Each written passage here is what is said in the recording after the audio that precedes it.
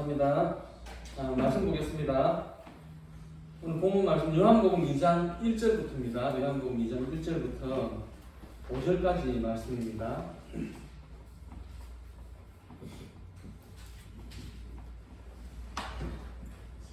같이 읽겠습니다. 사흘째 되던 날 갈릴리 가나에 홀레가 있어 예수의 어머니도 거기 계시고 예수와 그 제자들도 홀레의 청함을 받았더니 포도주가 떨어진지라 예수의 어머니가 예수께 이르되 저들에게 포도주가 없다 하니 예수께서 이르시되 여자여와 무슨 상관이 있나이까. 내 때가 아직 이르지 아니하였나이다. 그의 어머니가 아이들에게 이르되 너희에게 무슨 말씀을 하시는지 그대로 하라 하니라. 아멘. 오늘 말씀의 제목은요, 물이 변하여 포도주가 된 것처럼입니다. 영국의 그 성공의 신부인 존 뉴턴이 이런 말을 했습니다. 세상에는 낙심할 일이 많으나 믿음의 사전에는 그런 말이 없다. 세상 사람들에게 낙심되는 것들이 그리스도인에게는 오히려 하나님의 사랑의 길로 들어서게 만들고 따라서 더욱 강건하게 한다라고 했습니다. 여러분 세상에는 낙심할 일들이 너무나 많습니다. 그렇게 건강하던 사람이 건강검진 받으러 가가지고 말기암 판정을 받는다면은 그 충격과 절망이 얼마나 크겠습니까? 사업의 문제도 있고 또 자녀들의 문제는 얼마나 많습니까? 그러나 우리가 예수를 믿고 꼭 기억해야 하는 것은 절망의 순간이나 어려운 순간이나 그 자리에는 항상 예수님이 함께 계신다는 것입니다. 예수님은 우리를 절대로 떠나지 않으시고 절망의 자리에나 슬픔의 자리에나 통곡의 자리에 주님 늘 함께 하신다는 것을 믿으시기 바랍니다. 오늘 본문 말씀의 배경은 가나의 혼인잔치집입니다. 많은 사람들이 혼인잔치에 왔는데요. 그런데 포도주가 떨어져 버린 것입니다. 우리나라는 물이 참 좋죠. 그래서 주 음료가 물입니다. 그런데 저 유럽이나 이스라엘 같은 경우에는 물에 석회가 많이 함유되어 있다고 합니다. 그래서 포도주나 이런 것들을 많이 마신대요. 그런데 그 잔치에 꼭 필요한 포도주가 다 떨어져 버린 것입니다. 그러니까 이제 심부름하던 사람들이 와가지고 말을 합니다. 포도주가 다 떨어졌습니다. 이렇게 말을 합니다. 신랑 신부를 포함한 이 혼주댁은 이제 큰일이 난 것입니다. 그런데 이 절망의 자리에 누가 있습니까? 바로 이 절망의 자리에 예수님이 계시는 것입니다. 우리 요한복음 2장 2절 말씀인데요. 같이 한번 볼까요? 예수와 그 제자들도 홀레의 청함을 받았더니 예수님도 이 홀레의 청함을 받았습니다. 여기에 문제의 해답이 있습니다. 우리도 우리 인생의 중심에 예수님을 모셔드려야 하는 것입니다. 우리 마음 한가운데 예수님을 모셔드리고 주님과 동행할 때 어떤 문제든지 문제가 되지 않는 것입니다. 왜 그러냐 그러면 주님이 모든 문제의 해결자가 되시기 때문입니다. 그런데 사람들은 예수님을 내가 필요할 때만 이렇게 찾는 것 같습니다. 내가 잘 나가고 사업이 잘 되고 우리 자녀들이 좋은 대학교에 들어가고 그리고 좋은 직장에 들어가고 그렇게 할 때는 주님을 잘 찾지 않습니다. 왜냐하면 본인이 잘나서 본인이 똑똑해서 그렇게 된 줄로 알기 때문에 그렇습니다. 그러다가 인생의 쓴맛을 보든지 환난을 만나가지고 한번 와장창 그 인생이 무너져 봐야 나는 아무것도 아니구나, 내가 잘나서 이렇게 된 것이 아니구나 라는 것을 이제 느끼게 되는 것이죠. 여러분 슬플 때나 기쁠 때나 절망의 때나 언제나 주님을 내 중심에 모셔야 합니다. 주님이 나와 함께 하시면 그것이 바로 문제의 해결이고 그리고 응답이고 기적이고 축복인 것입니다. 그런데 사람들의 인심이라는 게 참 고약하죠. 권력이 있고 돈이 많고 이럴 때는 그냥 친구들 만나러 안 가도 서로 친구하겠다고 이렇게 달려오는데, 그런데 권력이 사라지고 또 가진 것들이 다 이렇게 없어지고 나면 그냥 썰물처럼 빠져나가는 그것이 인심입니다. 그렇기 때문에 우리는 예수님을 모셔드려야 하는 것입니다. 사람들은 다 떠나가지만 예수님은 그 어떤 순간에도 우리를 떠나지 않으시고 우리를 꼭 붙들고 계신다는 사실을 잊지 마시길 바랍니다. 가나의 혼인잔치에 예수님이 계셨기 때문에 바로 거기서 문제가 해결되는 놀라운 역사가 나타난 것입니다. 조금 전에도 말씀을 드렸지만 사람들은 잘 나갈 때는 마음의 문을 꼭 닫고 있습니다. 예수님보다 더 좋은 게 많아가지고 예수님이 우리 마음 가운데 계실 자리가 없습니다. 그런데 예수님은 계시록 3장 20절에 보면 이렇게 말씀을 합니다. 같이 한번 볼까요?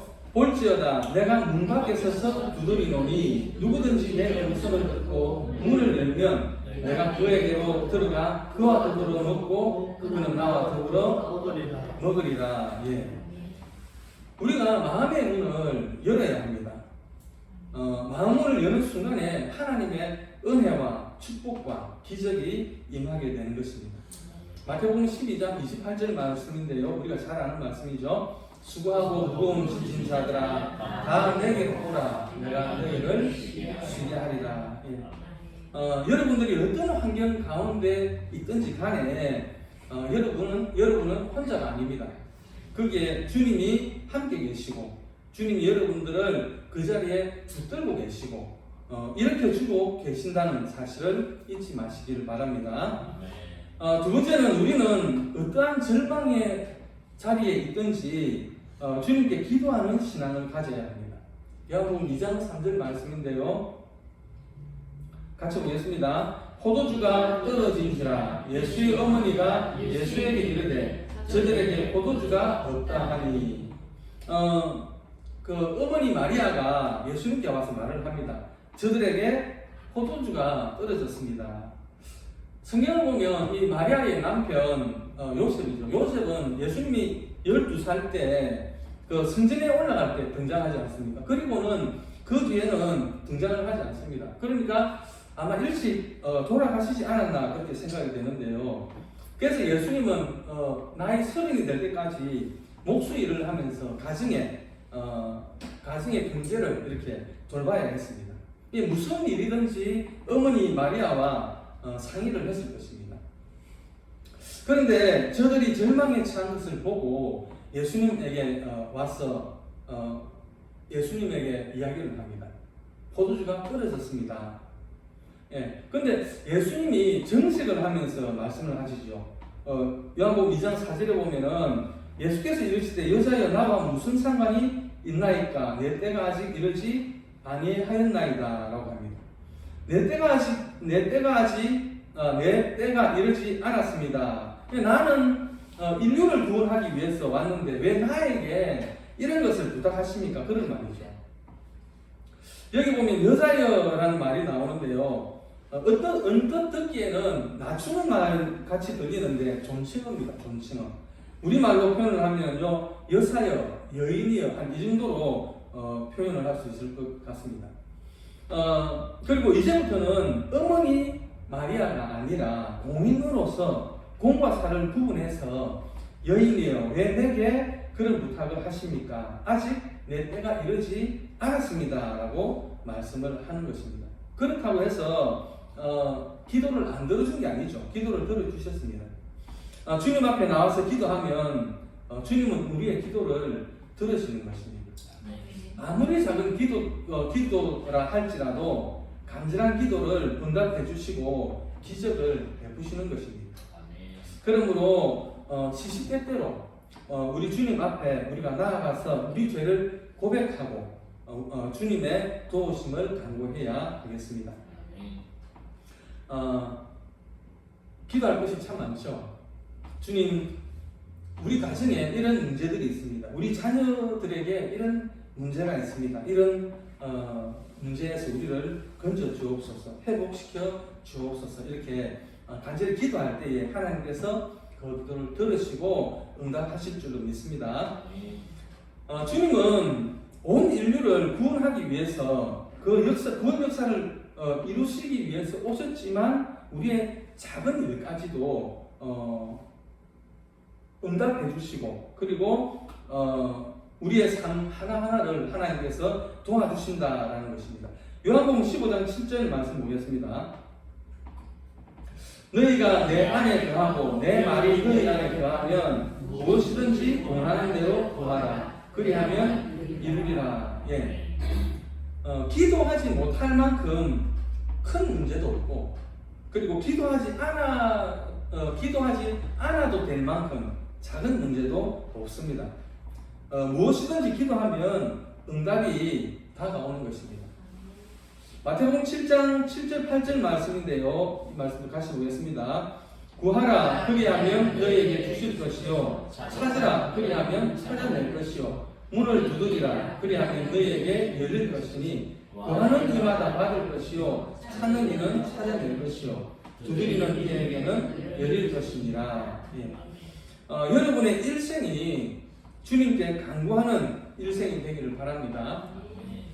세 번째는 말씀에 순종하는 신앙입니다. 우리가 기억해야 될 것은 주님이 뭐라고 말씀을 하시든지 간에 그 말씀에 순종할 때에 역사는 일어난다라는 것입니다. 요한복음 2장 5절 말씀입니다. 같이 보겠습니다. 그의 어머니가 하인들에게 이르되 너희에게 무슨 말씀을 하시든지 그대로 하라 하니라. 무슨 말씀을 하시든지 그대로 하라. 주님의 뜻에 대해서는 절대적으로 순종을 해야 됩니다. 이유가 없습니다.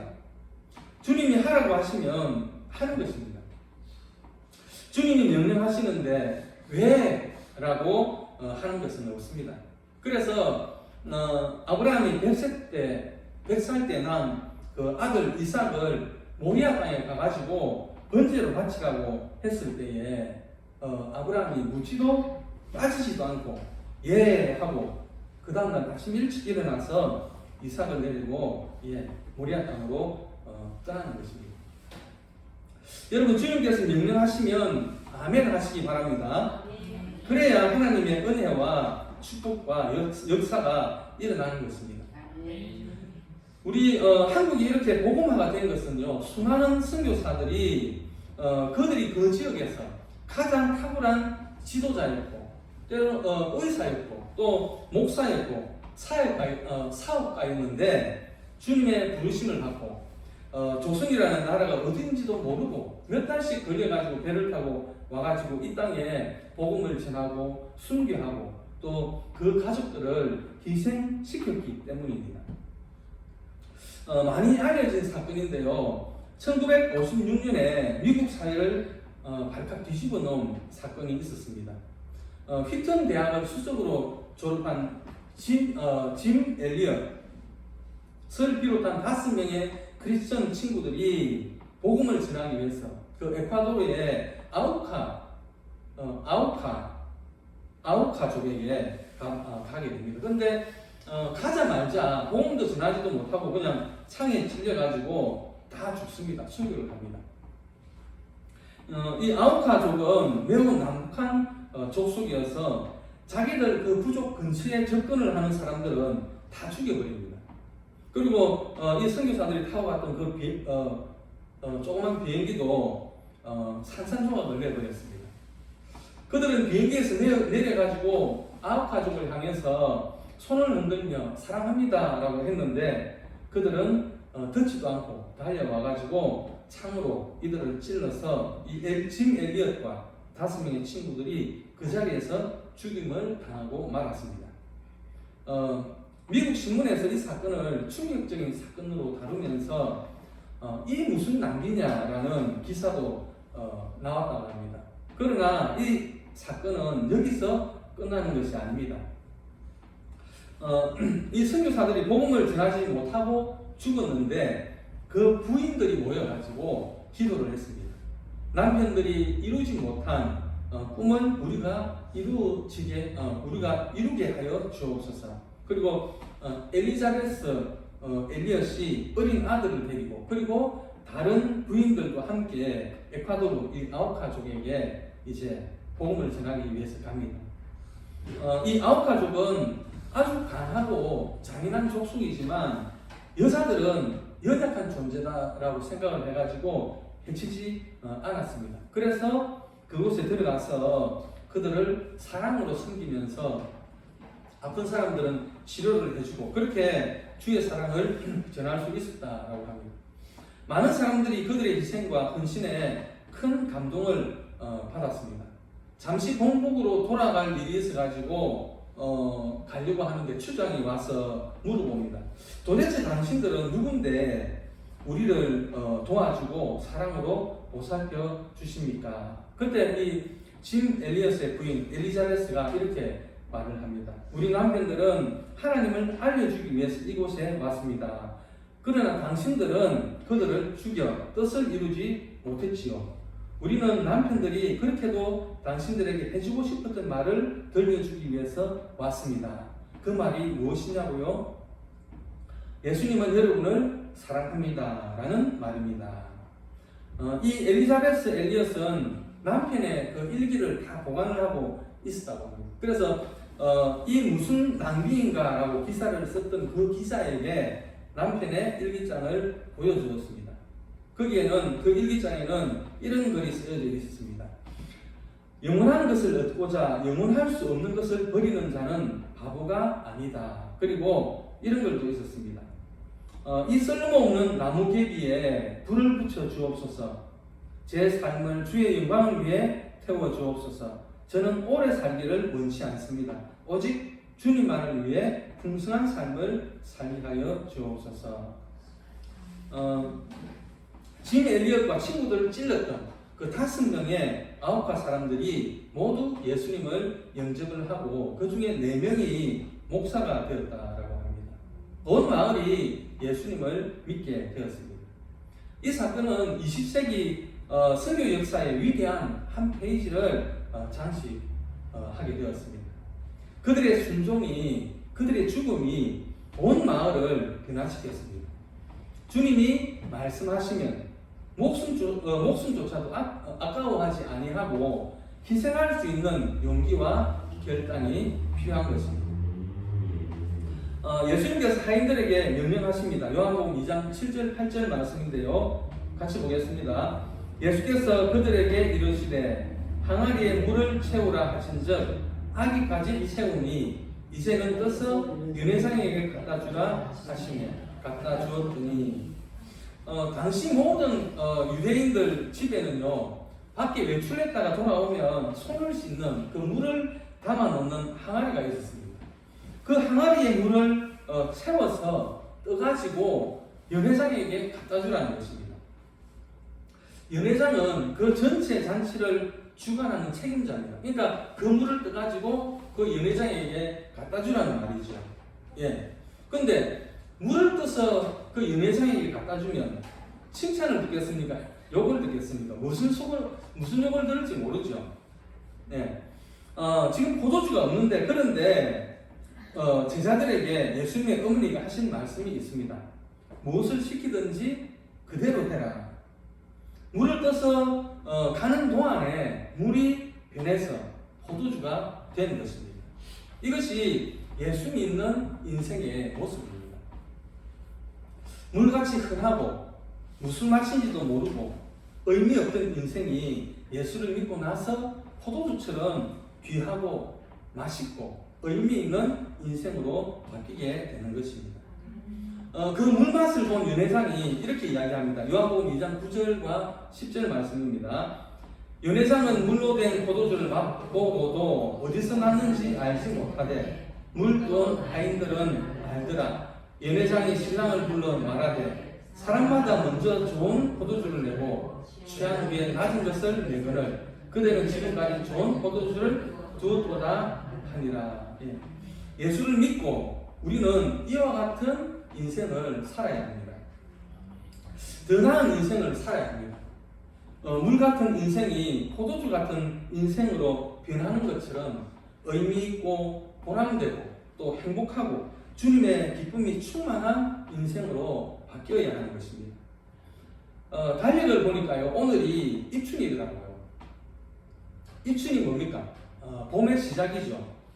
예, 아직은 춥고 바람도 부는 겨울이지만 이미 계절의 방향은 봄을 가리키고 있는 것입니다. 우리의 삶의 모습도 눈으로 보이는 것이 없고 특별히 달라지는 것도 없을지라도 이미 우리의 삶의 방향은 축복으로, 행복으로, 기쁨을 가리키고 있는 것입니다. 그래서 올 한해는 절대로 무의미하게 살면 안 됩니다. 바뀌어야 됩니다. 더 나은 나의 인생이 되어야 합니다. 어제보다 오늘이 낫고 또 오늘보다 내일이 더 나은 인생이 되어야 합니다. 과거에 내가 실패했다고 할지라도 과거의 나의 삶이 상처투성이라고 할지라도 이제는 그렇지 않습니다.